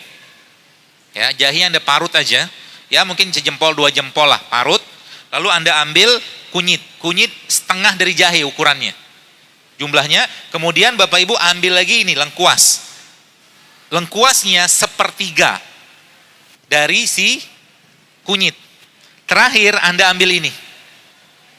Serai, lemongrass ya. Ini terakhir. Lalu ini Anda kasih air panas, sebaiknya ini di itu semua, parut. Semua, kasih air panas, aduk. Nanti sampai selesai, sudah selesai semua, airnya sudah agak hangat, Ibu Bapak sekalian, kasih dia jeruk nipis sedikit. Dikit aja. Lalu apa yang terjadi setelah itu? Setelah itu Anda bisa kasih 2 pilihan untuk pemanisnya. Pemanis pertama, ibu bapak bisa pakai kurma. Di blender sama kurma. Dibuka bijinya, kurmanya di blender. Masukin tuh di blender. Disaring dulu ya. Atau kalau enggak, Anda langsung kasih madu. Kapan waktu minumnya? Waktu mau tidur. Waktu mau tidur, kalau bisa jangan tidur dalam keadaan perut penuh. Tidur dalam keadaan perutnya kita penuh dengan petugas kebersihan. Siapa petugas kebersihannya? Rempah sama rimpang. Gitu ya. Jadi 4 hal ini atau 4 hal ini Anda pegang baik-baik. Yang pertama tadi probiotik. Ya, kalau Bapak Ibu lihat orang Korea itu kan sehat-sehat. Satu rahasianya memang mereka apapun makannya pasti ada kimchi di situ. Betul? Kenapa? Karena memang di bakteri sini di situ sekalian. Habis itu baru makan sayur. Nah, yang pertama probiotik. Yang kedua apa? Prebiotik. Prebiotik apa ya? Sayuran, buah-buahan, madu, kurma itu prebiotik. Itu makanan. Jadi kalau kita makan misalkan tempe itu misalkan satu tempe kayak begini, misalkan saja bu bakteri misalkan. Ketika Anda makan kurma, bertambah dia bakterinya. Kalau bakteri makin banyak di sini, bakteri baik, apa yang terjadi? Bu akan memperbaiki keseimbangan pH. Jadi kenapa sekarang banyak penyakit? Karena tubuh kita salah satu turun pH-nya menjadi asam. Tanda-tanda asam apa? Maaf, mulutnya bau, kencingnya bau, BAB-nya bau, ya, BAK-nya bau, badannya bau, itu asam. Itu sebabnya kenapa bayi tidak bau ketika mereka masih minum ASI. Karena ASI itu bagus sekali, kalau Bapak Ibu pernah lihat datanya, ASI itu kalau dicek pH-nya sama kayak air zam-zam. pH ASI itu sama kayak zam-zam. Sebabnya tidak heran orang yang minum zam-zam itu kanker nggak bisa hidup. Kalau minum zam-zam, minum sampai kenyang. Hadisnya begitu. Ya, kalau Anda modal kurma, kurma ini kan alkali. Salah satu buah alkali loh. Dan kanker, penyakit degeneratif terjadi kalau apa? Kalau terjadi penurunan pH. Penurunan pH gara-gara apa ya? Tadi nasi, gula, tepung segala macam itu kan pH asam semua tuh. Seperti itu. Itu sebabnya Nabi pernah mengajarkan untuk apa? Untuk 1 bulan itu beliau kurma sama air putih. Seperti itu ya. Sedikit lagi ya. Jadi probiotik, jadi ada probiotik, ada prebiotik. Yang ketiga ada rempah, ada rimpang. Ya. Yang kelima apa? Yang kelima, Bapak Ibu sekalian, cobalah untuk mulai mengkonsumsi kalau bisa ya. Kalau bisa seminggu tuh 2-3 kali minum air kelapa, tapi jangan pakai gula, jangan pakai sirup. Air kelapa. Kapan waktu makan terbaik? Tadi saya katakan kalau di pohon ada, ambil dari pohon. Tapi kalau nggak ada, air kelapa dibuka langsung minum. Jangan dibuka, sebab dia apa? Teroksidasi. Dan air kelapa ini Bapak Ibu sekalian bisa Anda blender dengan rimpang airnya. Jadi air kelapa kayak begini, ya. Gunanya apa? Tadi yang resep saya tadi itu untuk promil bisa, untuk mah bisa, untuk yang mens bermasalah bisa, untuk yang brain fog itu yang otaknya konslet juga bisa. Brain fog tuh lupa, dikit-dikit lupa. Naruh jam tak tahu di mana, naruh kacamata tak tahu di mana. Nah itu otaknya konslet. Kenapa? Makannya dimakan nggak banyak lagi itunya, mineralnya gitu lah, seperti itu ya. Jadi air kelapa ini aja, subhanallah, modal ini 3 bulan, 1 hari satu butir kayak begini, turun lo tensinya. Air kelapa, ya. Dan banyak kali bosnya yang kita bisa optimalkan ya. Jadi ada satu kata-kata yang ibu bapak sekarang itu bisa pakai ya. Ada kata-kata bunyinya gini, let the food be your medicine and medicine is your food. Jadi kalau lagi makan, ini salah satu caranya saya. Kalau saya pas lagi bikin makan gitu kan, ibu bapak bisa bikin namanya rainbow salad. Rainbow salad itu apa? Buah atau sayuran dengan berbagai warna. Jadi kita lihat sebentar.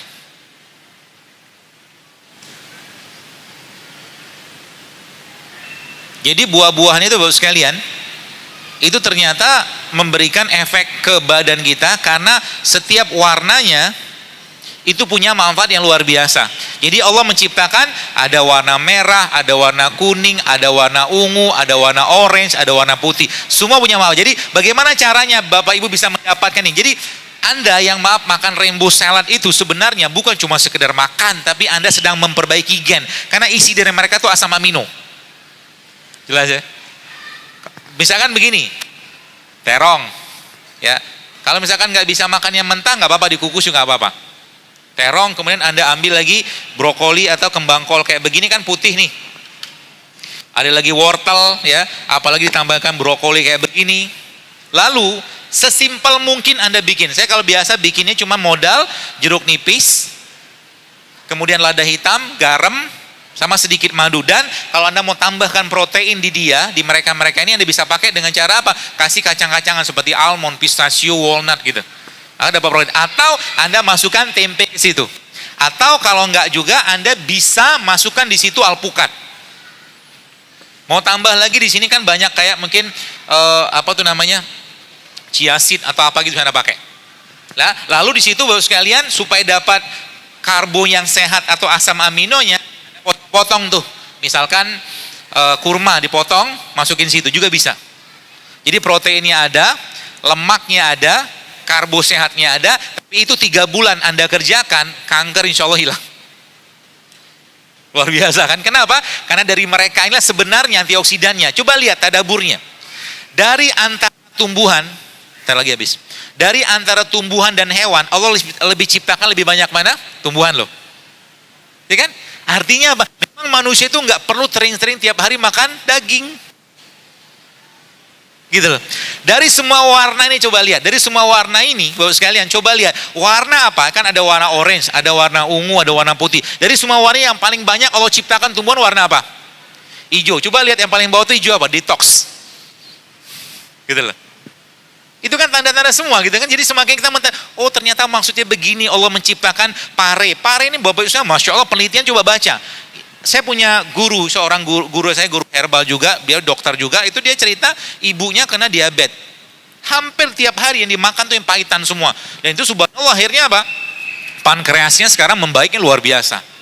Karena mereka ini bukan hanya menurunkan gula darah, tapi dia punya fungsi apa? Memperbaiki sensitivitas insulin. Ini pahitan ini. Maka kalau tadi ketika bicara tentang rainbow salad itu, ada warna merah, hijau, kuning, ungu segala macam. Kalau bisa dalam satu mangkok Anda makan tadi itu juga punya 5 rasa. Ada manisnya, ada kecutnya, ada pedesnya. Pedesnya kita bisa ambil dari apa tuh namanya cabai atau black pepper. Apa yang terjadi? Yang terjadi tubuh kita dari atas ke bawah mendapatkan asupan yang benar. Simpel tapi bermakna. Tambah lagi dengan cara apa? Mulai sekarang, kalau saya saran buat sekalian, cobalah mulai untuk tidak terlalu banyak makan, tapi makannya waktu lama aja. Berat, memang berat. Hidup sehat itu kayak orang bangun tahajud. Bangun tahajud berat nggak? Berat. Tapi wallahi saya katakan demi Allah, orang kalau nggak maksain bangun tahajud sampai mati juga bakal tahajud. Apalagi yang hobinya, dok saya mau cheating hari ini. Cheating tiap hari bukan cheating, doyan namanya. Jadi saya sekarang sampaikan sebenarnya untuk apa? Terus sekalian lagi-lagi mari kita niatkan kepada Allah ya untuk ini semua, dan Allah menciptakan ini semua, Masya Allah luar biasa. Perempuan, ibu-ibu pernah mikir nggak kenapa zaman sekarang anak perempuan kelas 4 SD sudah mens loh? Ya kan? Itu salah satu tanda penurunan tingkat pemikiran atau tingkat akal sehatnya atau mungkin tingkat kematangan selnya umat Islam. Karena memang judulnya usia balik itu kan rata-rata 15 tahun dalam Islam loh. Ada tamyiz namanya. Tamyiz itu sebelum balik tapi dia sudah bisa mikir mana baik mana benar. Tapi kita lihat di Indonesia saya nggak tahu, di Indonesia nggak tahu, tapi di Indonesia rata-rata 14, kelas 4 SD, kelas 5 bahkan kelas 3 udah mens loh. Anda tahu kenapa? Setiap makanan kayak begini, lihat ilmunya nih. Anda buka, Allah menciptakan pelindungnya. Ya, setiap sesuatu itu semakin berharga biasanya kalau pelindungnya semakin keras kayak begini nih. Kan berharga banget. Maka Allah lindungi dia dengan seratnya, serabutnya segala macam. Ada juga, dok bagaimana dengan duren? Mau tanya begitu kan? Baik, durian adalah ujian. Kenapa ujian? Kan dagingnya, boleh nggak makan durian? Boleh, cuman dagingnya jangan banyak-banyak karena gula kan. Justru malah Bapak, coba Bapak Ibu nanti browsing itu di internet, lihat composition of durian seed. Anda ketemu isi durian atau biji durian itu asam amino loh. Jadi daripada makan durian banyak-banyak, mending makan bijinya banyak-banyak. Lebih sehat. dengan biji-bijian, Masya Allah Ustaz, banyak sekali biji-bijian ya. Kita ada duku, ada manggis di Indonesia gitu kan.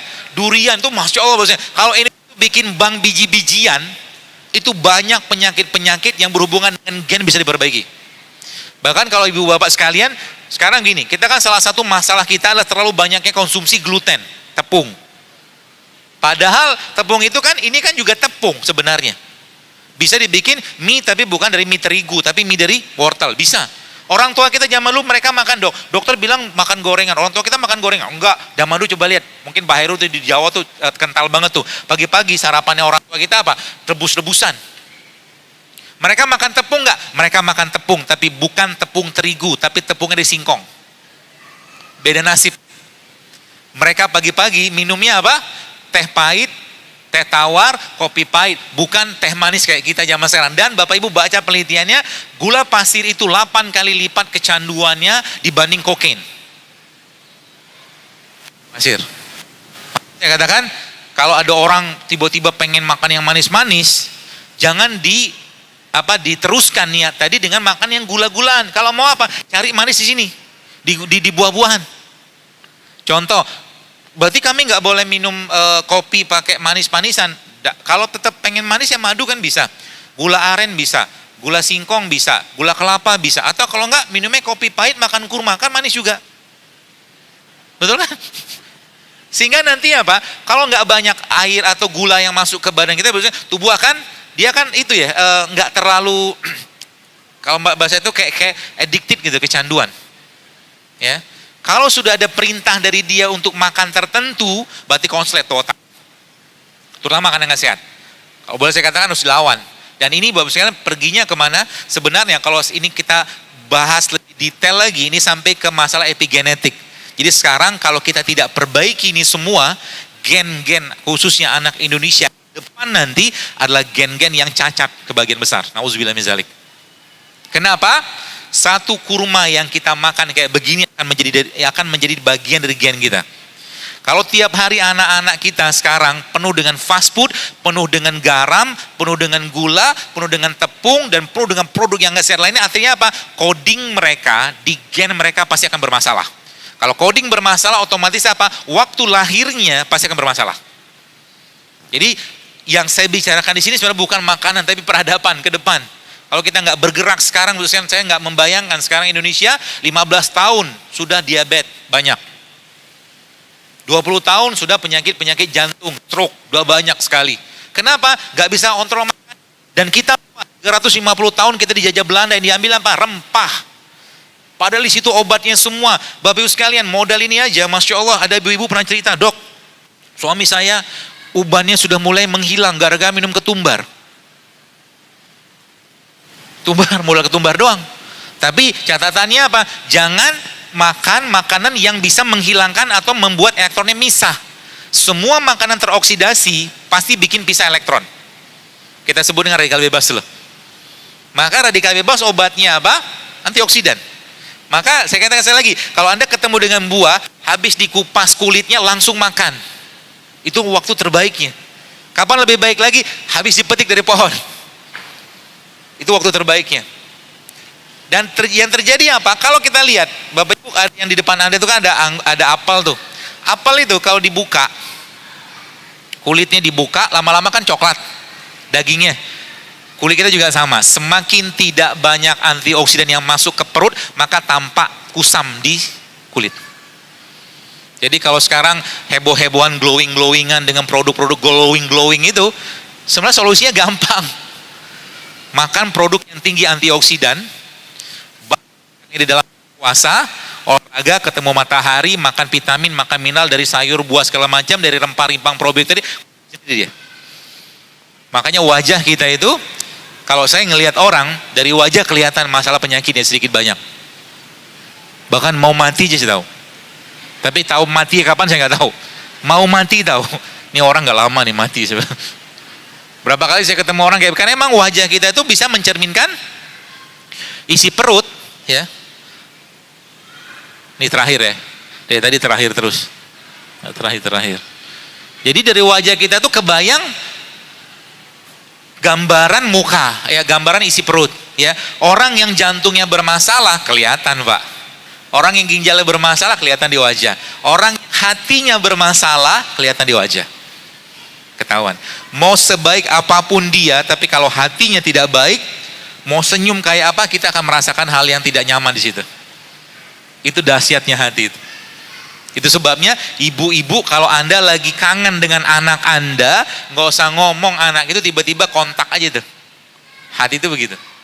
Apalagi dengan Tuhan. Itu sebabnya apa ini yang penutupnya? Apa obatnya hati? Ini penutupnya. Apa obatnya hati? Baik.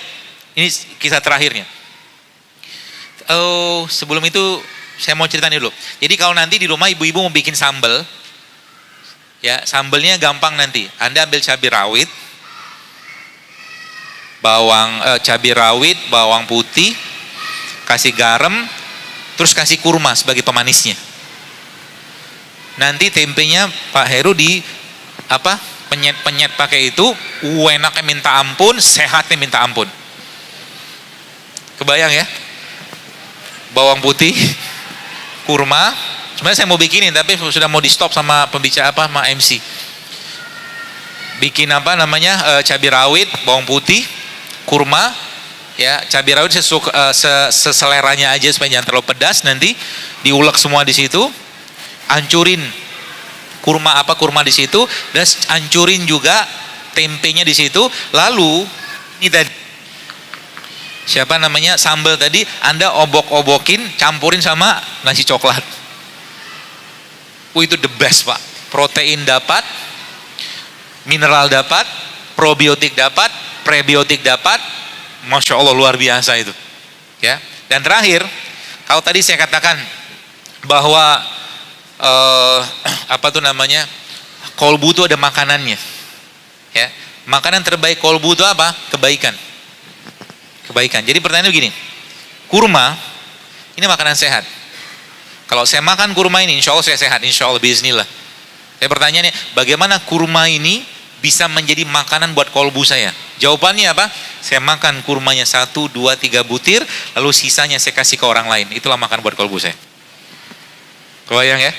Semakin banyak Anda mengerjakan itu, semakin sehat dirinya. Artinya apa? Kalau lagi baper, lagi bad mood, lagi bete nggak jelas, find somebody else outside, help them, ya, service them. Itu obatnya buat kita. Dari sisi kita pribadi apa yang kita perbaiki, yang kita bisa kasih asupan dia paling baik adalah Al-Quran. Sehingga apa? Jangan pernah terlewatkan dalam satu hari lembaran kehidupan atau timeline Anda tidak membaca Al-Quran. Jangan, Bu. Satu kali diterlewatkan maka tidak akan bisa terulang. Suatu hari kelak. Ya. Kita semua pernah berdosa. Step awal kita merasa kita dulu pendosa. Lalu next step berikutnya kita mulai mengerjakan amal kebaikan. Step berikutnya lagi kita mulai menyesal terlalu banyak masa-masa kita tidak berbuat baik. Dosa sudah tidak, tapi kita menyesal karena apa? Karena kita dulu banyak melewatkan kesempatan-kesempatan untuk berbuat baik. Dan Allah Subhanahu wa taala sering sekali, Bapak sekalian. Ini saya kasih tips buat Anda. Allah sering menyentil kita. Contoh begini, kolbu kita itu butuh makanan. Saya, subhanallah, kalau di Indonesia kadang pas keluar rumah gitu kan, tiba-tiba ada aja tuh ya Allah tunjukkan, tiba-tiba mata saya dipalingkan Allah dengan sesuatu. Contoh begini, mau masuk tol, tiba-tiba mata saya dipalingkan Allah dengan lihat orang ibu-ibu gitu kan dengan anaknya di pinggir jalan bawa gerobak sampah gitu, dan saya yakin itu betul orang miskin lah ya. Dan mungkin juga sengaja juga husnuzon saya. Dia makan situ, makan kayak dan sedihnya minta ampun lah. Subhanallah. Ini apa? Saya ngerti ini caranya Allah untuk ngasih sarapan ke makanan ke kolbu saya. Apa yang terjadi? Kalau udah ketemu kayak begitu, Bapak sekalian, jangan pernah sia-siakan. Dan kalau Anda ketemu kayak begitu, yakinilah bahwa kita yang butuh dia, bukan dia begitu. Artinya apa? Muliakan dia, agungkan dia. Kalau Anda punya mobil, Anda bawa motor, turun dari mobil Anda, turun dari motor Anda, masukin uang dalam amplop Anda, kasih sama dia. Dan tidak perlu terima kasih, langsung pergi. Nanti Anda akan lihat disitulah mungkin bisa jadi Allah akan lembutkan hati kita. Kalau kita cuma kasih 5.000, 10.000, mungkin dia katakan terima kasih, matur nuwun, matur suwun, hatur nuwun gitu. Tapi coba kasih yang ada pada dompet kita atau sebanyak yang kita bisa kasih. Itu apa yang terjadi? Mungkin dia akan berlinangan air mata. Saat dia berlinangan air mata itulah pintu langit terbuka, Anda pun merasakan kebahagiaan dirinya. Jadi sebenarnya sedekah itu bukan berbagi uang, tapi Anda berbagi cinta. Bukan. Karena yang kita kasih perasaan sebenarnya. Ya, seperti itu. Itu sering kali Bapak sekalian. Mungkin Bapak Ibu yang pernah mendengar itu saya kajian saya di YouTube itu pernah itu ya. Saya pernah satu hari ditegur sama Allah gitu kan. Apa yang Allah katakanlah lakukan untuk saya. Jadi suatu hari saya pengen beli jam. Jam ini Masya Allah buat saya itu nggak terjangkau saya harganya, lumayan mahal gitu kan. Buat saya gitu kan. Jadi suatu hari saya pengen beli tapi saya nggak ada duit. Karena saya kalau nggak ada duit, belum ada duit, saya bukan, berkata saya bukan anak kemarin sore, saya punya Tuhan gitu kan. Bahasa saya gitu kan. Saya bilang sama jam itu. Saya ngomong, ya Allah tolong murahkan jam ini untuk saya. Tolong murahkan, saya bilang. Murahkan semurah-murahnya, saya bilang. Subhanallah akhirnya, tidak lama kemudian, beberapa bulan kemudian, jam itu bisa saya beli. Woi bangga banget Pak, bisa beli jam gitu kan. Dokter jam berapa? Pas gitu kan. Itulah gaya anak muda itu ya. Zaman masih agak muda. Lalu tiba-tiba Allah tegur saya. Suatu hari Bapak sekalian, saya ada acara di Lampung seingat saya. Lagi ditunggu panitia, lagi nunggu panitia, saya sholat duha. Di samping saya itu ada bapak supir taksi. Ya, dia sholat duha juga. Saya sudah selesai. Saya baca Quran. Yang saya baca apa? Ayat dalam surat titik-titik. Kalau tahu, saya kasih hadiah. Allah bilang begini, dan kamu kata Allah tidak akan sampai pada kebajikan yang sempurna hingga kamu menginfakkan apa yang paling kamu cintai. Kira-kira maksudnya tahu nggak Allah gitu kasih? Saya bilang sama Allah, ya Allah saya nggak cinta jawabannya, saya bilang. Coba gitu kan? Saya ambil uang ke ATM, cukup banyak uang saya ambil waktu itu, dan saya suruh dia pulang. Bapak pulang ke rumah, kumpul sama keluarga Pak. Ini jam Bapak pakai, dia pun nggak tahu itu jam bagus. Pulang. Dan saya lepas, kayak berkata tuh ngebuka sebuah portal yang luar biasa Pak Bu. Dan itu almost sering sekali saya kerjakan. Ini kalau boleh ini jam saya yang terakhir. Saya kemarin ngisi di Bandung juga sama. Kenapa? Kalau masih ada keterikatan kita dengan dunia, maka akan ada ibadah-ibadah yang Allah akan kurangi atau Allah cabut kenikmatan di situ. Pesan pentingnya. Jangan main-main dengan hati. Kalau saya tanya kepada Anda, ini pertanyaan yang sifatnya ya umum lah ya. Siapa yang sudah pergi umroh, sudah pergi haji, angkat tangan. Tapi kalau saya tanya, pengen nggak umroh atau haji lagi? Jawabannya pasti pengen. Betul? Kenapa pengen umroh atau haji lagi? Jawabannya kenapa? Karena nikmat. Kan gitu kan? Tapi pertanyaannya, dan ini mungkin mudah-mudahan menampar Anda semua, kenapa kenikmatan itu tidak kita rasakan dengan duha, dengan tahajud, dengan tilawah, dengan sedekah, dengan silaturahim, dengan kebaikan. Hanya di sana bisa jadi ada dosa yang kita lakukan sehingga Allah tarik, Allah kurangi kenikmatan yang lain dari ibadah tadi. Sehingga dia tidak merasakan kenikmatan dalam sholat. Dalam sholat itu mi'raj.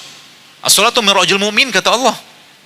Dia tidak merasakan dengan bangun malam. Bangun malam katakan sekarang di sini 5:30 misalkan subuh gitu kan. Gak ada satupun merasa berdosa ketika waktu malam itu terlewatkan. Padahal Tuhannya kita turun pada sepertiga malam untuk mencari orang yang menengadahkan tangannya, meminta ampun, meminta segala macam kepada kita. Udah kayak begitu kan? Something wrong with our heart. Tapi gak beres nih. Menangislah kita bukan karena kita tidak makan sehat. Menangislah kita bukan karena kita katakanlah tidak makan kurma, madu, bukan, tapi menangislah kita karena hati kita mungkin, mudah-mudahan bukan kita di sini yang terlalu keras ketika ayat Allah dibacakan, tak satu pun air mata menetes, tapi kata instrumen diputar, berlinangan air matanya karena ingat dengan itu instrumen yang syahdu segala macam. Ini musibah besar. Saya tidak habis pikir kalau ada orang bisa meneteskan air mata dengan pengalaman hidupnya, dengan kesusahan hidupnya, dengan segala macam musik, segala macam terlepas dari itu. Mengatakan, ada yang mengatakan haram, itu saya nggak bahas. Tapi saya katakan, kenapa kita tidak menangis ketika membaca Al-Quran? Yang Allah katakan apa? Afalam yasiru fil ardi fatakuna lahum qulubu ya'qiluna biha aw azanu yasmauna biha fa inna la ta'mal absar walakin ta'mal qulubu lati fis sudur. Kau berjalan di muka bumi, kau lihat ada warna merah, biru, ungu, segala macam. Kau punya mata, dengan itu kau melihat. Kau punya telinga, dengan itu kau mendengar. Bukan matamu yang buta kata Allah, tapi hatimu yang buta. Sedangkan Allah katakan, sanurihim ayatina fil afaq wa fi anfusihim. Kami akan perlihatkan tanda-tanda kebesaran kami di sekitar penjuru langit. Ada matahari, ada bumi yang tergantung di langit. Wasyamsi wadhuha, ada matahari pagi hari. Tidak ada yang memerintahkan kecuali Allah. Bukan mata yang buta kata Allah, tapi hatimu yang buta. Terakhir mungkin sebelum kita berpisah dan masuk pertanyaan, saya pengen kita mentadaburi ayat surat Abasa. Bapak Ibu yang punya mushaf silakan dibuka mushafnya.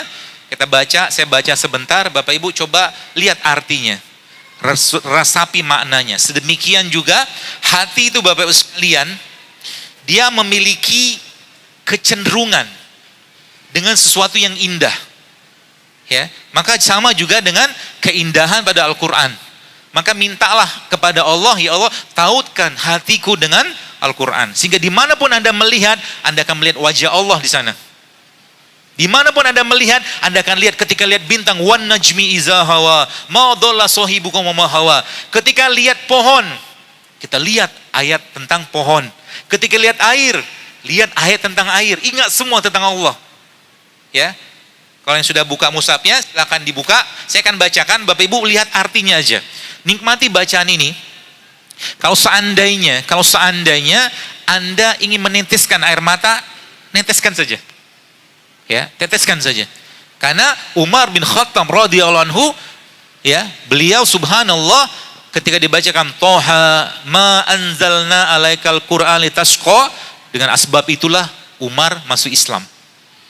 Kita tidak tahu dari huruf yang mana, ayat yang mana, surat yang mana Allah memberikan hidayah, dan tiap hari kita butuh hidayah.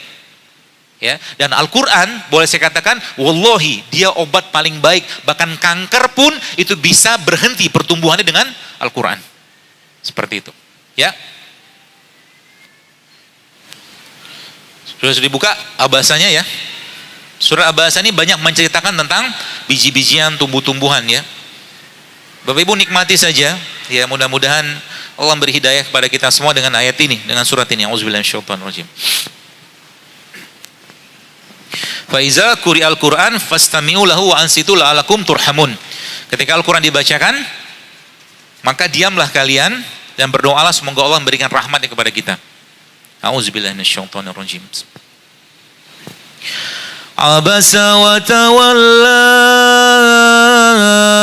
an ja'ahul a'ma wa ma yudrika lallahu yazzakka aw yazzakkaru fatanfa'u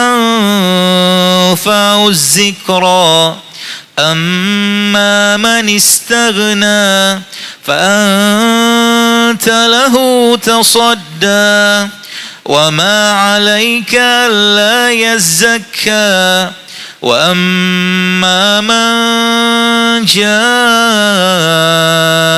yas'a wa huwa yashfa fa anta anhu talahha kalla innaha tazkirah faman syaa'a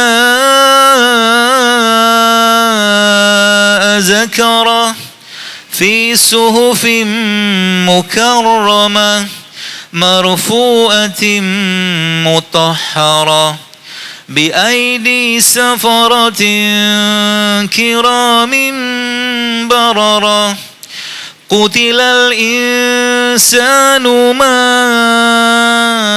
akfarah min ayyi syai'in khalaqah min nutfatin khalaqahu faqaddara thumma as-sabila yassara thumma amatahu fa akbara thumma idza syaa'a anshara kalla lamma yaqdi ma amara فلينظر الإنسان إلى طعامه أنا صببنا الماء صبا ثم شققنا الأرض شقا فأنبتنا فيها حبا وعنبا وقدبا وزيتونا ونخلا وحدائق غلبا وفاكهة وأبا متاعا لكم ولأنعامكم فإذا جاءت الصاخة يوم يفر المرء من أخيه وأمه وأبيه وصاحبته وبنيه لكل امرئ منهم يومئذ شأن يغنيه وجوه يومئذ مسفرة ضاحكة مستبشرة ووجوه يومئذ عليها غبرة ترهقها قترة أولئك هم الكفرة الفجرة. اللهم ارحمنا بالقرآن اللهم ارحمنا بالقرآن اللهم ارحمنا بالقرآن. Baik, penelitian di UIN ya, itu subhanallah sekalian, sel kanker itu bisa berhenti pertumbuhannya dengan Al-Fatihah, hanya Al-Fatihah. Kenapa kita tidak bisa merasakan sensasi itu? Karena mungkin wallahu a'lam bishawab, kita masih jauh dari Al-Quran. Utsman, Umar, bahkan Abu Bakar, ketika mereka dibacakan Al-Quran, mereka berlinangan air mata, bahkan bisa pingsan. Mungkin ya, selama ini penyakit tubuh kita itu bukan penyakit fisik, tapi kerasnya hati kita. Maka kerasnya hati, obatnya apa? Al-Quran. Hanya Al-Quran. Hanya Al-Quran. Yani Allah katakan dalam surat Al-Hasyr, Lau anzalna hadzal Qur'ana ala jabalin la ra'aitahu khashi'an mutasaddian min khasyatillah wa tilkal amsalu nadribuha linnasi la'allahum yatafakkarun. Kalau Al-Quran ini kami turunkan kepada bukit, kepada gunung, maka niscaya gunung itu akan hancur berkeping-keping karena takutnya kepada Allah. Ya, kita bukan takut dengan virus corona, kita bukan takut dengan virus ini, virus itu, kita bukan takut dengan bakteri, tapi kita takut dengan azabnya Allah, karena semua itu muncul bisa jadi karena maksiat yang kita lakukan. Allahu a'lam bishawab. Semoga Allah ampuni kita semua, semoga Allah berkahi majelis kita ini. Mohon maaf kalau ada yang salah, mungkin saya kembalikan ini kepada MC Allah. Assalamualaikum warahmatullahi wabarakatuh.